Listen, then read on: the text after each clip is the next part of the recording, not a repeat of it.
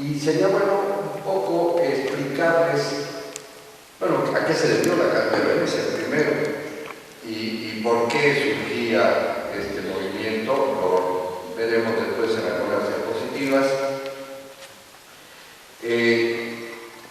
Curiosamente, lo que pasaba a partir de los años 50, en la posguerra, la etapa posterior a la Segunda Guerra Mundial, se está dando con más fuerza actualmente, si bien las motivaciones son otras, pero los resultados vienen siendo los mismos, y quizá peores.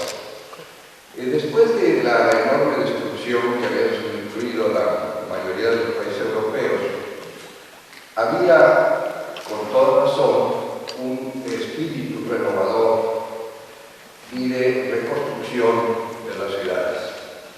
Se presentaba esta gran disyuntiva que venía ya desde el momento de la Carta de Atenas con Le Corbusier y los grandes movimientos innovadores para el centro de París, y había un momento en que tenía que regularse, porque si bien es cierto que había en muchos países una ya legislación que supuestamente protegía a los edificios y a los monumentos, no estaban muy bien clarificados los alcances de estas intervenciones.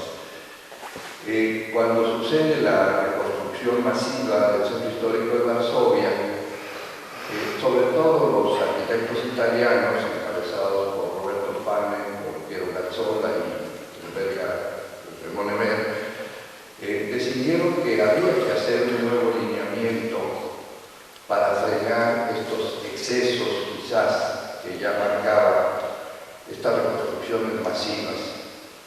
Quiero decirles que en este momento no existía el fenómeno que más afecta a los monumentos actualmente, que es el turismo, el mal enfocado turismo. El turismo en sí no es malo, es cómo lo manejan las agencias y cómo lo manejan los gobiernos, ¿no?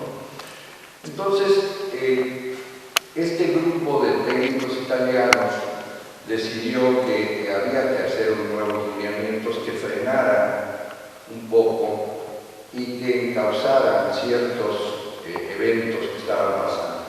Una de las cosas que yo quiero recalcar, porque ya hemos platicado con los expertos, con compañeros de esto, es que hay que tener muy claro que la Carta de Venecia es un documento internacional de carácter general que tenía por reglas obvias que ser muy claro, muy conciso, muy preciso, pero ahí está la gran disyuntiva que ahora se presenta.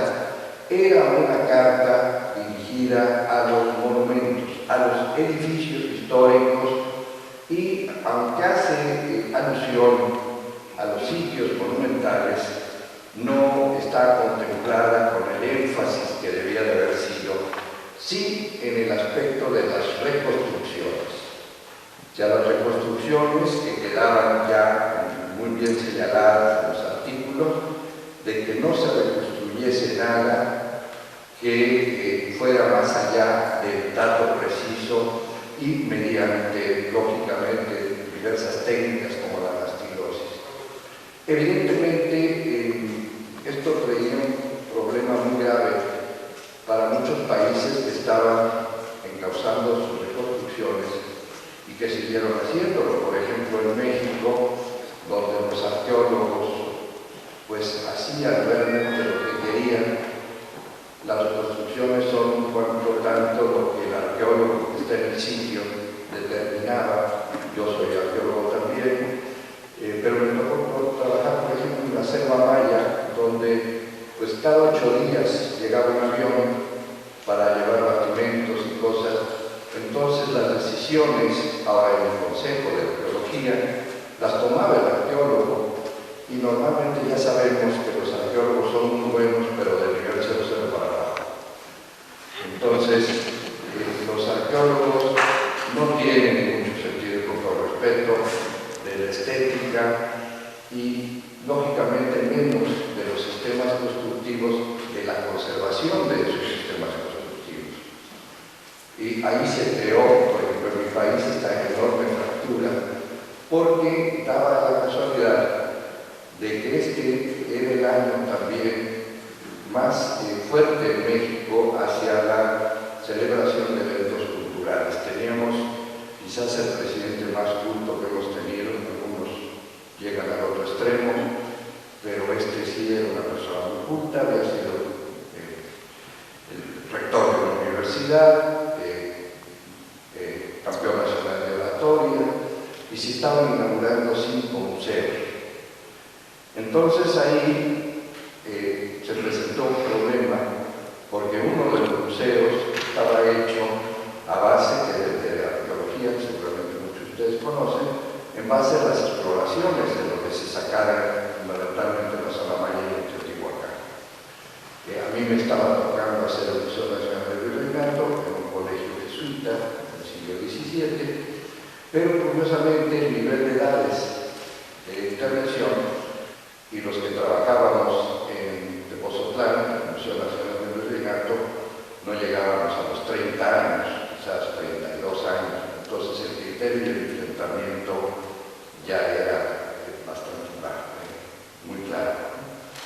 Esto en realidad es un debate que se ha venido continuando y que en nuestro país para la arqueología quedó ya solventado en 1972, en que se crea un consejo de arqueología que de hecho ata mucho las manos a los arqueólogos para hacer cosas que no estén fehacientemente comprobadas en los sitios.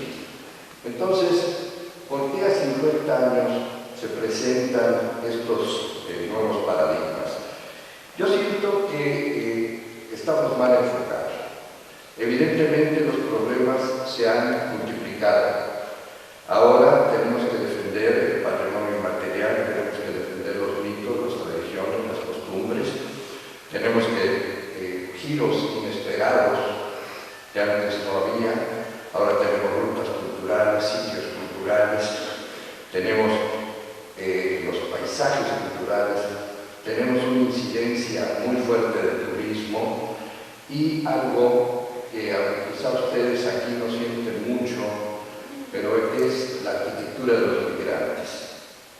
Esto va a ser un nuevo problema en Latinoamérica muy grave, sobre todo en todos aquellos países como México, que tenemos 20 millones de mexicanos en los Estados Unidos, los ecuatorianos, ustedes también, que tienen fuertes migraciones, sobre todo a los Estados Unidos, pero que están produciendo una nueva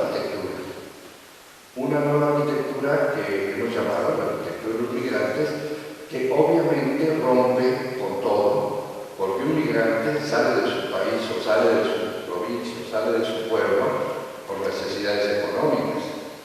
Entonces, si el migrante va a regresar, no quiere regresar a lo mismo, no va a regresar a la choza, no va a regresar a la champa, no va a regresar a la casa de adobe con puertas y ventanas de madera, sino lo que yo digo, va a agarrar una revista de Causa Garland de Texarkana, pues una revista de estas pésimas que existen, y hacer estas cajones con agujeros y con ventanas de aluminio, ¿verdad?, que están invadiendo el paisaje de Centroamérica y de México. No quiero hablar de algo porque no lo conozco, pero ya es una cosa verdaderamente espantosa. Ante eso no tenemos una legislación que proteja, porque además da la casualidad que los que regresan, los migrantes que regresan con una nueva economía. O sea, no solamente traen el automóvil nuevo, sino tienen que se vea la casa nueva, ¿no? Traen mujer nueva también para los hijos. Entonces, claro, esto es otro de los problemas que tiene la Carta de Venecia, porque no estaba vista, o sea, es una carta que se hizo hace 50 años, no estaba vista para los problemas de la segunda mitad del siglo XX y menos para los del siglo XXI. Por tanto, hablar de que la Carta de Venecia puede invadir los campos, siento que nos estamos dispersando. La Carta de Venecia es efectiva siempre y cuando sea enfocada a los monumentos y a los sitios monumentales. No quiero decir que para lo demás no se necesiten ordenamientos, se necesiten organizaciones y se necesiten nuevos especialistas, pero estas nuevas organizaciones tendrán que ser creadas por otro tipo de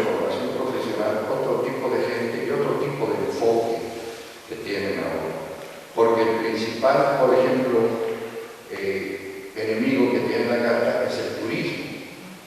¿Por qué el turismo? Porque el turista en sí, yo creo que es el primero que se siente muy desconsolado al saber que lo que le están enseñando es una maqueta y es una cosa falsa. Pero nuestros políticos, entre más reconstruyan, entre más falseen, piensan que van a ganar más votos. Pero el gobierno mexicano acaba de aprobar que se reconstruyan las murallas de Campeche.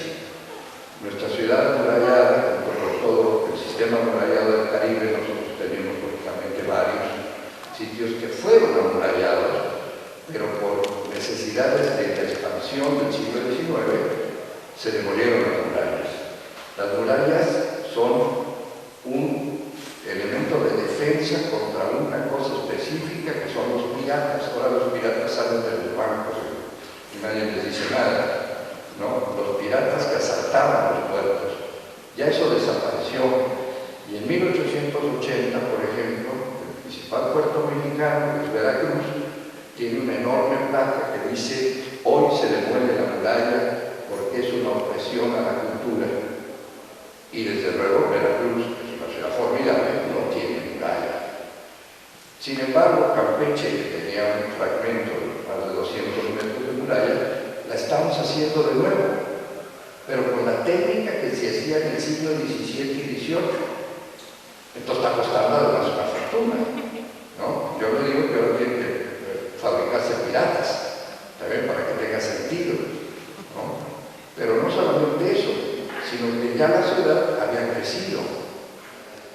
Pensando que eso va a llevar más turistas a la ciudad de Campeche, donde no se mueve ni el mar, y donde necesitan otro tipo de alicientes turísticos, y no al momento que alguien le diga que esa muralla es falsa y que se hizo en el siglo XXI. La muralla de Campeche tuvo una condición muy general para el Caribe fortificado.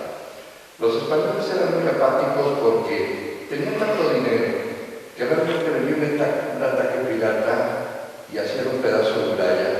Se les olvidaba, volvió a venir otro pirata, hacían otro pedazo de muralla, y en el cacho de Campeche fue muy curioso. Se acabó la muralla cuando se habían acabado los piratas. O sea que ni siquiera en la época de los piratas sirvió. Posteriormente, en el siglo XIX, lógicamente la expansión fue demoliendo la muralla. Entonces, ahora que se está realmente haciendo la muralla, lo único que tenemos que hacer es pensar que regresen los piratas, para que tenga cierto sentido. Pero no solamente eso, nos inventamos conventos. En el siglo XVI hicimos 590 conventos. Tenemos 11.000 zonas arqueológicas, ¿para qué queremos más? Sin embargo, hemos hecho una zona arqueológica de concreto humano, ¿no?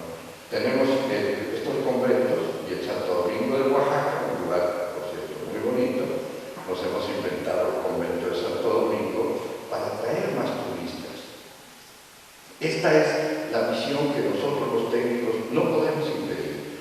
Pero existe todavía otro peligro, que la evolución de la arquitectura ha seguido adelante. Nuestras leyes, hablo de las leyes mexicanas, no conservan un solo artículo de protección a la arquitectura del siglo XX. Esto quiere decir que el siglo XX no existe en la ley. Nuestra ley es de 1972 y por tanto las alusiones a la arquitectura del siglo XX son muy pocas y muy vagas. Además, se dice que es patrimonio artístico del siglo XX. Entonces, claro, imagínense cuando uno trata de defender una fábrica, por ejemplo, a mí el propio ministro me dijo que le veía una fábrica, porque las fábricas son feísimas, ¿no? Entonces, ¿qué le ves a una fábrica para protegerla? Los estudios Churubusco, donde se hizo todo el cine mexicano, que muchos de ustedes conocerán para ver por las películas de los chavos. Bueno, se hizo en los estudios Churubusco. Ahora se ha tirado la mitad de los estudios Churubusco porque para los políticos no representaba absolutamente nada la historia visual del cine. Se ha llegado a ponerle los nombres de las calles de los artistas y las calles alrededor se llaman ciclistas, futbolistas, voleibolistas y tal, en vez de María Félix, Pedro Infante y todos esos, ¿no? Entonces, todos estos, ahora resulta que también tiene que ver con la Carta de Venecia. Y entonces, los políticos sobre todo nos dicen que por eso la Carta de Venecia no sirve, que ya ha sido rebasada. Y esto es mentira. La Carta de Venecia sigue siendo tan efectiva como el primer día si se aplica para lo que fue creada. O sea, no tratar de que invada otros campos para los que no fue creada. Insisto, en eso se tienen que crear nuevos organismos y nuevas personas que defiendan ese tipo de cosas, ¿no? Acabamos de tener nosotros, por ejemplo, declarados Patrimonio Cultural los parachicos, que es una tradición de un baile del sur de México. O que sepamos de todas las costumbres, los mitos, las tradiciones, las leyendas. Mi mujer fue directora del Museo de Arte Popular, ahora no vino, llega mañana, porque está inaugurando un Museo de Arte Popular de 40.000 piezas de arte popular. Yo comentaba de broma de que tiene una colección de cucharas. La cuchara del siglo XVIII, XIX y XX. Oye, pues yo todas veo igualitas. Y los muñequitos que se hacían. Entonces, a eso quieren que los arquitectos también seamos especialistas y por eso nos sirve la Carta de Venecia. Todos los que estamos ahí, saludos, éramos arquitectos, somos arquitectos. Entonces, si nos cuesta mucho trabajo saber de lo que debemos de saber, pues cómo vamos, en la cultura general tenga ciertos visos de calidad, pero no podemos ser universales. Entonces, yo insistiría antes de otra cosa, de que recordemos que estos lineamientos fueron hechos para conservar la arquitectura. Y con conservar la arquitectura ya lo daríamos por bien sobrados. Y que no está la falla en los enunciados de la Carta, que son enunciados de carácter general y universal, sino está en nuestras defensas de los monumentos con un articulado de carácter legal muy débil y unos reglamentos por lo general inexistentes, ¿no? Ahí es donde está la falla. Yo comentaba aquí que siendo yo director general de monumentos, nunca le ganamos un pleito a un particular, porque un particular que sabe defenderse siempre nos ganaba el pleito y tiraba la casa. Pero ahora resulta también que hay que pelear las instituciones culturales contra las instituciones políticas, porque ellos ven que, por ejemplo, tirar un edificio de 1930 no tiene ningún interés, ¿no? Así es que la arquitectura funcional, la arquitectura modernista, la arquitectura contemporánea está sufriendo una desaparición, sobre todo en la expansión de las ciudades. Entonces, ahí yo creo, donde sí tiene una aplicación la Carta de Venecia, porque está muy bien enfocada hacia los monumentos, y lo que tenemos que hacer es perfeccionar un reglamento que tome en cuenta cuáles son las características de la arquitectura contemporánea y defienda la arquitectura que hicieron nuestros maestros. Recorrí yo el centro histórico hoy en la mañana, con todo lo que hizo Emilio Ferrer, todo lo que hicieron los arquitectos de esa época. ¿Lo vamos a tirar? Yo pensaba hoy, si tiramos esos edificios que hizo Carterrey, ¿con qué los vamos a sustituir? ¿Con un pórtico? ¿Con un muro cortina? En Ecuador hace unos años tuvieron un experimento poco afortunado en tratar de hacer eso. Yo creo que los momentos históricos se quedaron ahí. Eso respondía a ese momento de inspirarse en las cosas del pasado, pero uno ya lo ve, inclusive 1000 veces mejor, ¿verdad? Va uno con el tiempo adquiriendo nuevos puntos de vista hacia esa arquitectura que muchas veces falsificaba, pero había que ver que por falsificar, ¿verdad? Viollet Leduc falsificaba, pero ojalá nuestros arquitectos que salen de la escuela ahora fueran como Viollet Leduc, no le cagan. A mí me acaba de pasar hace 8 días algo verdaderamente espantoso. Todo mi equipo, lógicamente, tiene maquinitas, ¿no? Yo no sé ni prenderlas. Pero ¿qué pasa? Se fue la luz. Y entonces le dije a uno de mis arquitectos, dame abstrajo, haz un dibujo. No puedo, porque no hay luz. Es como cuando llego a un banco y se cayó el sistema. Entonces no puedo cambiar dinero porque no hay sistema. El día de mañana se nos va a pasar lo de Saramago, una de sus famosas novelas, y nos vamos a quedar postarados. Entonces ya los muchachos no saben dibujar, no saben pensar, porque ahora bajan todo de la red, ¿no? Y ahora la nube está peor, porque esa nube ha crecido muchísimo, ¿no? Pero no les ha crecido el coco. Entonces, claro, tenemos una arquitectura que es mimética. Unos se copian a otros, ¿no?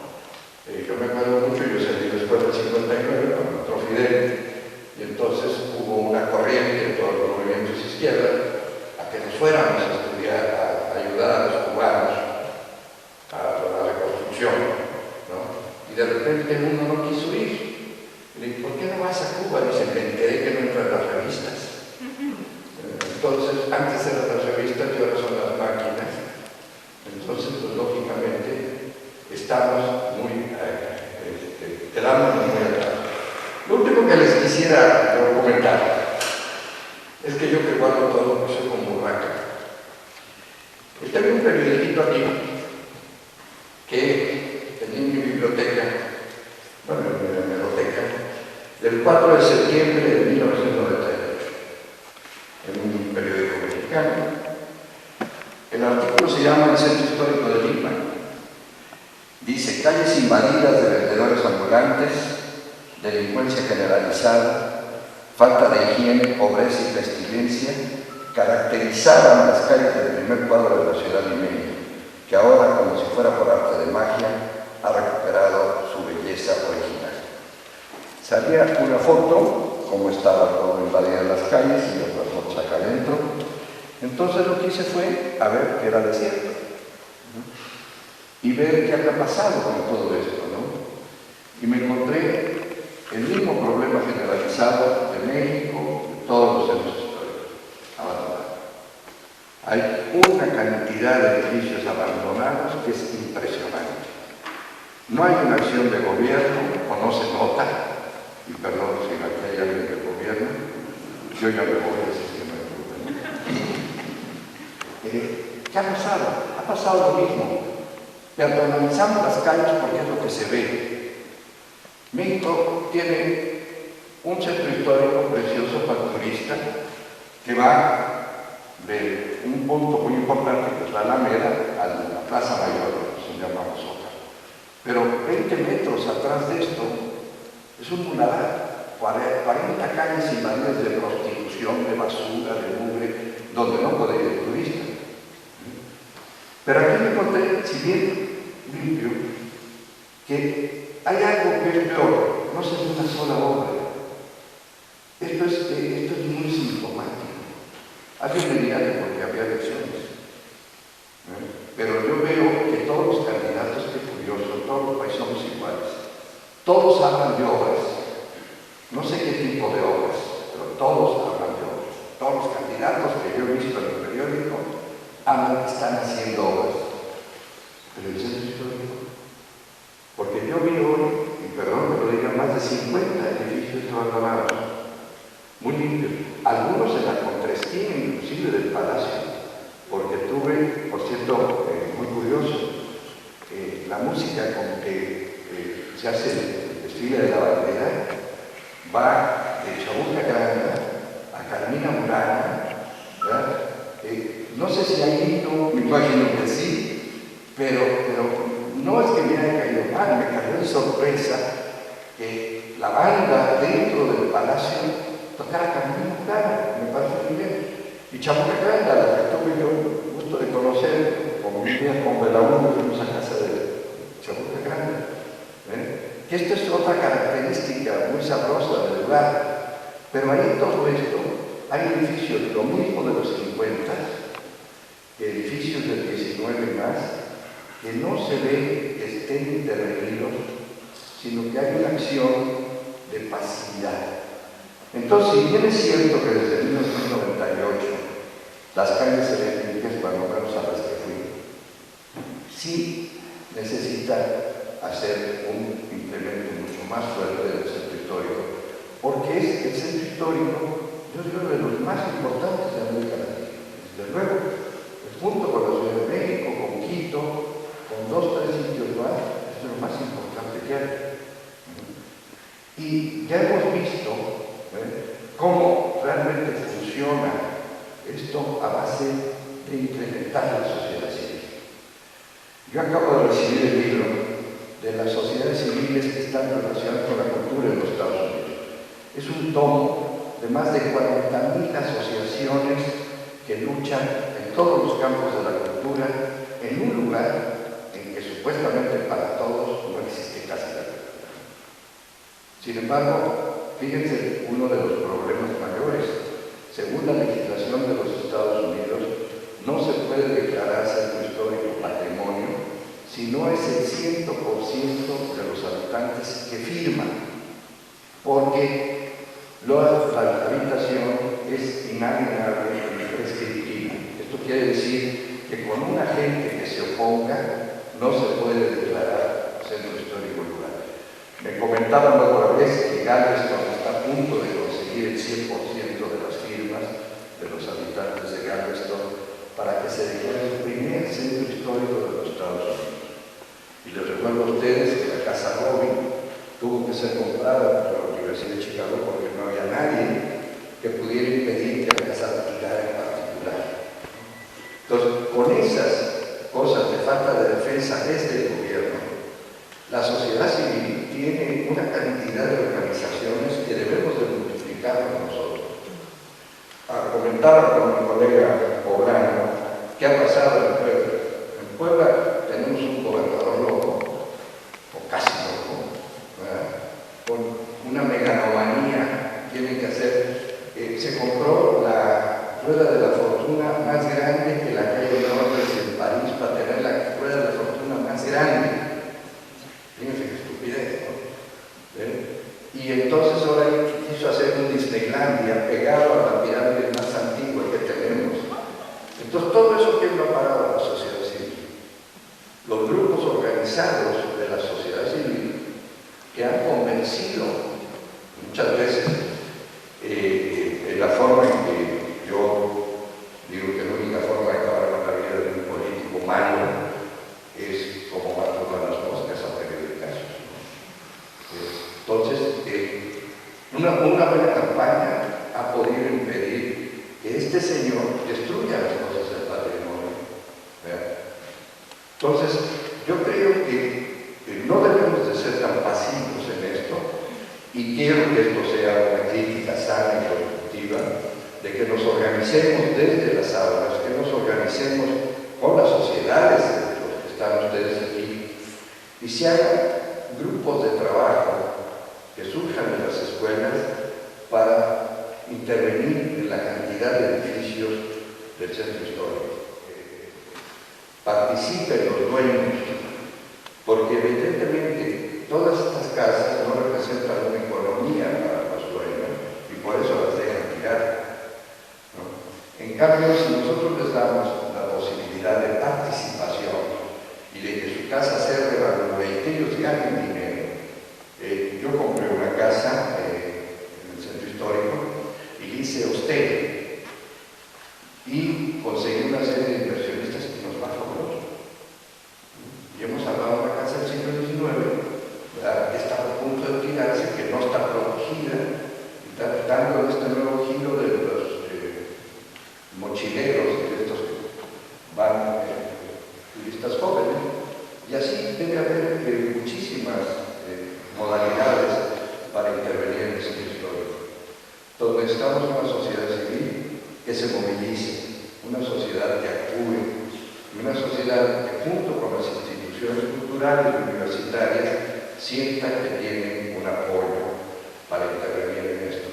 Los centros históricos no se defienden solos, y el hecho de que tengamos calles peatonales, esté limpio, que en la parte central se note actividad, no denota también que el centro histórico es todo, y que donde, y lo digo con la mayor buena voluntad,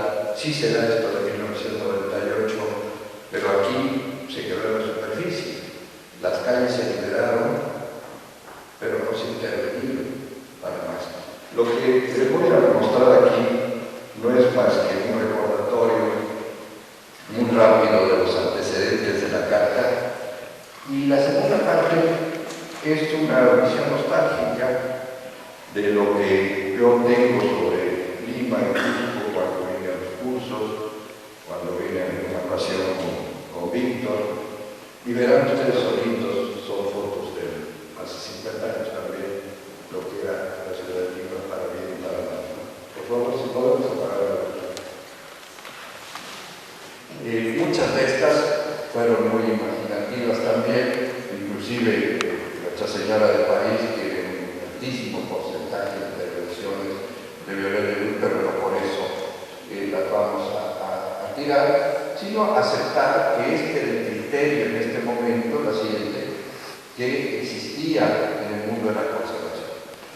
Ya muchas gentes como Próspero Marimé y otros también que estaban en el mismo campo objetaban estas intervenciones un poco fantásticas, ideales de Leduc, que en el fondo era un gran arquitecto y un arquitecto muy bien formado con este tipo de corriente de reconstrucción y de recuperar la integridad de los edificios, como él decía, inclusive como jamás nunca llegaron a existir.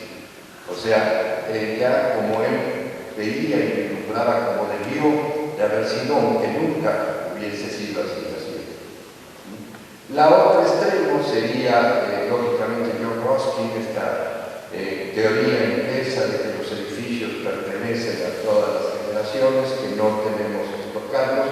En algunos casos, como Coventry que vemos aquí, se conserva lo que es el paramento exterior de la ruina de la iglesia gótica, y se hace una iglesia integrada en la parte interior, a lo mejor bastante bien lograda, que es la otra corriente que va permeando pocos años antes de la Carta de Venecia.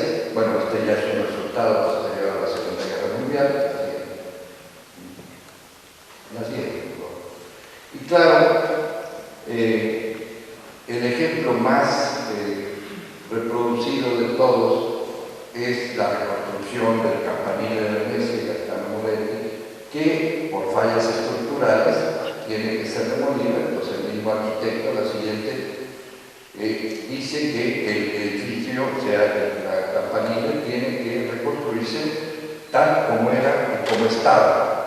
O sea, sin cambiar la estructura arquitectónica, sino haciendo una reconstrucción. Lógicamente se tenía todo el levantamiento preciso, la siguiente, y entonces el campanile que ustedes ven ahora en el centro de la Plaza San Marcos es una reconstrucción, pero que conserva el espíritu del elemento original. O sea, todo esto eran estas teorías que los italianos fundamentalmente van desarrollando en el mundo de la conservación. La siguiente.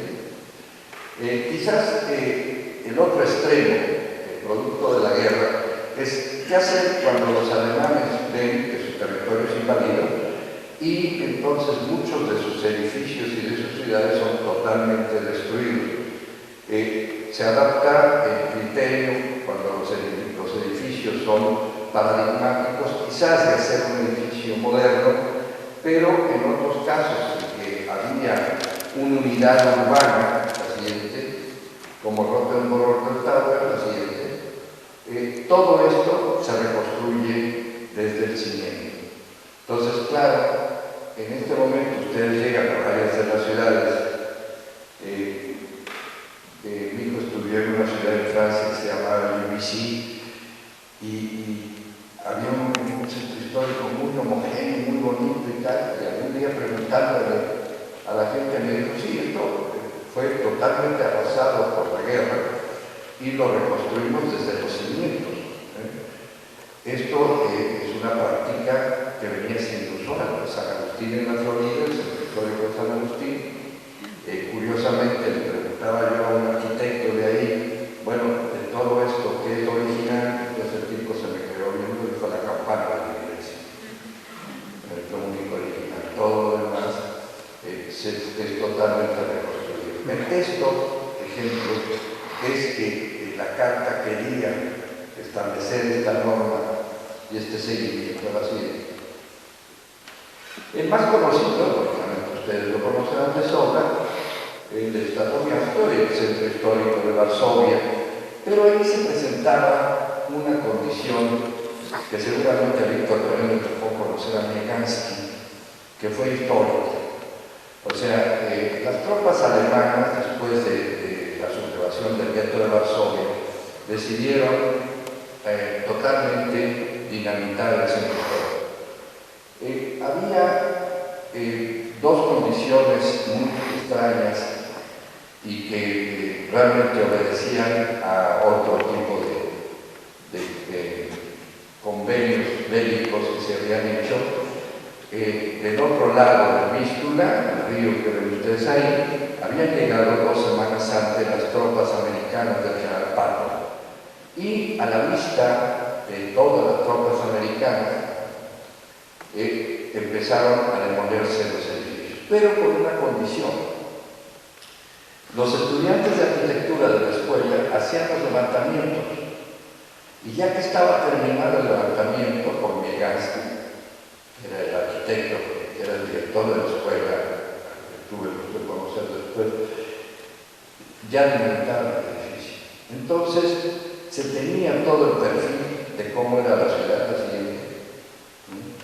Y todos los levantamientos eran precisos a cómo era el centro antes de ser dinamitado. Entonces, esta era la visión que tenía Patton al otro lado del río Vístula, viendo cómo empezaban a poner. Yo no entiendo cómo este señor Vístoludo lo atravesó. La siguiente. Y ahí tienen ustedes los levantamientos donde los muchachos de la escuela estaban marcando. Lo que ven más clarito es lo que quedó totalmente demolido. Y lo que ven más oscuro es lo que se había conservado. En base a eso se hicieron los trabajos de reconstrucción. Esta es una vista aérea de cómo se veía el centro histórico de Varsovia después de ser bombardeado, más bien dinamitado por las tropas alemanas antes de abandonar Varsovia. Entonces, esta foto, por ejemplo, es después de la carta de Messi. Yo fui en el año siguiente, que se fundó el Comos en Cracovia en 1965, a una reunión que fue la que dio nacimiento al Comos. Por cierto, que fui con Roberto Palma Auschwitz, que estaba ya abierto, ya se podía visitar en una de las más escatológicas y escalofriantes visitas, porque el olor, después de tantos años, era impresionante. No estaba convertido en museo como ahora, sino estaban todos los hornos, estaba todo esto muy limpio, pero sin uso. Yo me acuerdo que Palma se quedó verdaderamente muy afectado dentro del paciente. Y aquí tienen ustedes una vista en el momento que se iban a empezar los trabajos de reconstrucción. Como ven, quedaban los esqueletos, porque se dinamitó por dentro, ¿no? Así, el monumento a la libertad quedó ahí, la siguiente. Ese chavo que está ahí, de 28 años, soy yo. La siguiente. Y aquí está la vista de cómo quedó. Como ven ustedes, se respetó exactamente todo la fisonomía externa. Se hicieron innovaciones de modernidad en los interiores, pero ahora ya son peatonales, ya no se entra en el centro histórico, sino son peatonales y han ganado también muchísimo. Entonces, como ven ustedes, se mantuvieron y se reconstruyeron, inclusive las decoraciones pictóricas. La arquitectura tenía una serie de esgrafiados por fuera, dibujos, que fueron también copiados por los alumnos y que se reconstruyeron en la etapa esta. Así es. Entonces, ven ustedes, claro, el argumento dado por los polacos es muy viable, es aceptable, que es un reconocimiento a la enorme valentía de los habitantes del centro histórico, que saben que fueron los que se levantaron, y bueno, los resultados fueron estos que están viendo ustedes, ¿no? Así es.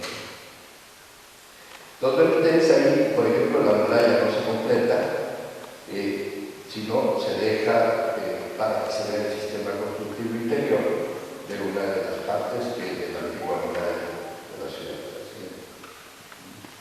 El otro ejemplo que quiero mostrarles a ustedes es el de Dresde, que es el otro extremo. La guerra estaba casi finiquitada, la guerra se acaba en mayo del 45 y el 28 de abril, o sea, unos días antes de que la guerra se acabe, sin ninguna necesidad, como represalia a los bombardeos sobre Londres que habían liquidado Londres, la Fuerza Aérea Británica decide demoler el principal centro artístico que tenían los alemanes, que es Dresde. Entonces, sin ninguna necesidad, Dresde es bombardeado, aniquilar todo lo que era la ciudad, simplemente, y ellos mismos lo dijeron, como venganza a lo que les había pasado por Londres. Claro, ¿qué ha pasado? El turismo ahora nos ha hecho que reconstruyamos la ciudad casi como maquetas. Entonces, claro, como ven ustedes, van muchísimos turistas, pero todo esto ya es un invento. Un invento que lo hacemos todos. Mucha gente no sabe porque se recorre poco Rusia, pero cuando fue la Olimpiada en Moscú, el gobierno ruso autorizó la reconstrucción fantástica de más de 30 iglesias de sitios donde iban los turistas que ya no existían cuando se hizo la Olimpiada. Los chinos actualmente están reconstruyendo ciudades históricas completas, o sea, ciudades históricas que ya no existían, y los mismos arquitectos chinos han levantado la protesta ahora porque se están reinventando las ciudades en China. ¿Por qué? Por el turismo. Y claro, insisto, el turista no es el que paga, ¿no? Así es una foto histórica. Ahí estamos de Víctor. Yo no sé de cuánto debe ser, como de 1900 la foto. Es Víctor Pimentel, Graciano Gasparini, yo y Fernando Silva, creo que se llamaba así, ¿no?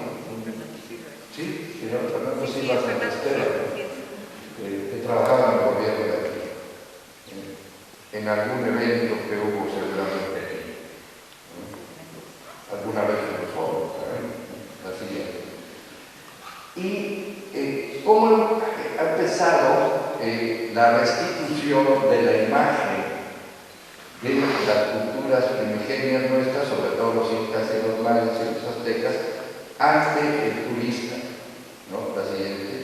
O sea, estas visiones que se les van dando en los pasquines y en las cosas para que se dramatice más las escenas de la conquista, realmente recuperan muchísimo, la verdad, la ciencia.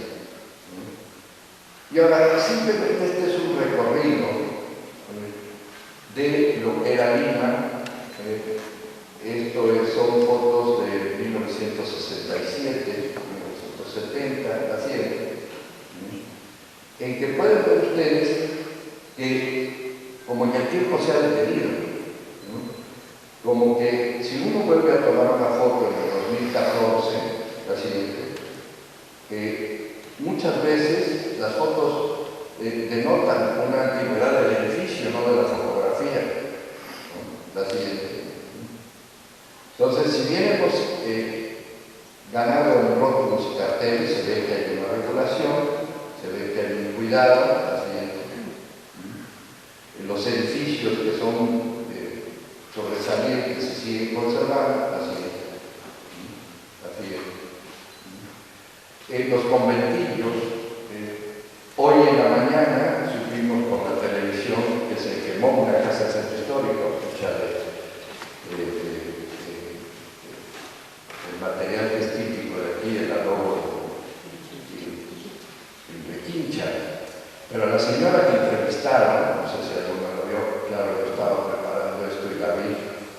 claro, ¿cómo no se iba a quemar si en principio vivían 6 personas en la planta alta del segundo piso y ahora viven más de 50? Son gentes que vienen de fuera, se quedan ahí y ocupan transitoriamente estas casas de centro y salen, sin control ninguno, ¿no? Entonces, claro, la casa se quemó porque alguien se le pasó a reloj con las copas o pisado, o así, ¿no? Pero esto denota esta vuelta a una desocupación desordenada del centro, ¿no? Así, ¿no? En algunos ya se veían mejoras, así. Y los ambientes urbanos, que es lo que más tenemos que conservar. Esto es lo más frágil que hay, ¿no? Así. Todos estos callejones que existen en muchísimas de las ciudades y donde realmente lo más impresionante, porque yo no creo que en el mundo exista esta continuidad de un estilo con el otro, como se da en Cusco, ¿verdad? De que se nota claramente cuando en la superposición histórica. Esto era, aquí hubo un fenómeno interesante. En 1950, recordarán ustedes, hubo un fuerte terremoto. Por cierto, yo le comentaba aquí que yo conocí una película que un arquitecto de Cusco tenía, que se filmó en el momento en que empezó el terremoto. Pero curiosamente, el que vino el jefe de la misión para la reconstrucción del Cusco fue un arquitecto mexicano, Luis Magrego, que fue la primera misión de carácter internacional que hizo la UNESCO después de la guerra, exportando a un arquitecto que trabajó y que dio pie después a esta intervención de muchos años, desde el 39, Blanco Pesco, en que muchos intervenimos, pero que no quedaba también clarificada una serie de intervenciones, y yo me acuerdo de muchas fricciones y choques de criterios entre los de Mesa, los arquitectos bolivianos y otros arquitectos. Así es. Entonces, esto son realmente joyas visuales que no se pueden perder. Así es. Este es un proceso. Yo recuerdo una discusión muy curiosa en que se argumentaba que las famosas llaves de madera que se colocan en las esquinas de los muros de adobe, yo siento que entre más homogéneos sean los materiales, existe mayor seguridad de que sufran un daño grave. Me acaba de suceder en la Catedral de Costa Rica. La Catedral de Costa Rica es una catedral que viene haciéndose desde el siglo XVIII, XIX y XX, con múltiples intervenciones, todo esa base de muro de mampostería y tal. Y de repente llegó una compañía sueca y lo momificó en concreto armado. El siguiente sismo, lo que se afectó fue el triple, porque lo que no se afectó fueron las columnas de concreto, pero todos los muros se pulverizaron y todo esto, ¿no? Entonces, esta era una de las discusiones recientes que había ahí, todavía producto de los movimientos sísmicos, así es. Y esto que es lo más difícil de proteger, porque es donde yo quería terminar. O sea, el migrante, ¿ustedes creen que va a volver a vivir ahí? Porque no va a volver a vivir ahí porque representa el pasado, y representa la pobreza por la que salió, y lo menos que quiere es un muro de adobe, una puerta de madera y un techo de teja. Lo que quiere es hacer un muro como se hacen ahora, blocos de estos grises, y si puede tener un techo de concreto armado mejor, ¿no? Nuestras leyes han sido incapaces de realmente entender este fenómeno, sobre todo de morfología constructiva, y entonces ahora resulta que en muchas de las ciudades históricas se momifica esto, y ahora hay techos de teja que se hacen prefabricados totalmente, ¿no?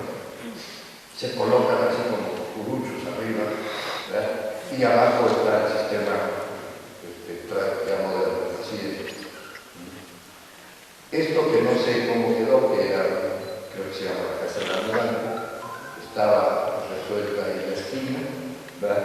Y que no tiene más que por objeto que recordarles que realmente las ciudades siguen viviendo. El problema de una ciudad es que los habitantes se mueven y piensan. Es mucho más fácil trabajar en una zona arqueológica porque no hay quien proteste. En cambio, en una ciudad viva y dinámica como son las nuestras, por eso es tan difícil, pero por eso también es el gran desafío de la Carta de Venecia. La Carta de Venecia tiene que enfocarse a defender no solamente la arquitectura del pasado, sino la arquitectura que se hizo antier, porque esa es la que necesitamos defender. Buena o mala, es la que hicieron nuestros maestros y la que muchos de nosotros estamos haciendo. O sea, es el registro que tiene la historia. Yo muchas veces me encuentro en las clases de que los mismos alumnos cuestionan que determinadas iglesias pues no son todo lo perfectas que ellos ven en otras, ¿verdad? Pero sin embargo tienen un registro histórico y esto es lo que realmente hay que proteger. O sea, la arquitectura de nuestros maestros es la que no está protegida y a este paso de especulación inmobiliaria vamos a tener un problema muy grave a corto plazo si no sabemos enfrentar. Pues la Carta de Venecia sigue siendo un documento, es activo y que es perenne, pero que no lo saquemos del encuadramiento que